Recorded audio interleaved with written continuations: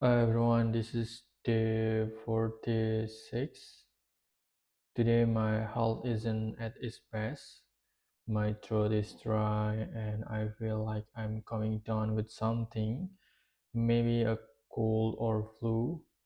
Despite this, I'm grateful that I can still push through and get some work done. Even though I'm not feeling 100%, I managed to continue coding by slicing the landing page design, sorry. And this is an important step in turning the design into a functional website. Additionally, I took a technical step forward by installing the latest OS update on my computer, or my laptop, I mean. This was necessary so I could install Xcode, which is essential for my React Native learning journey.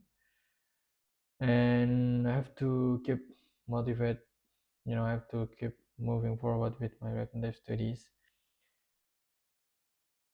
Even if I have to take it slow while recovering, installing VS Code is a big step, and I'm excited to start experimenting with it soon.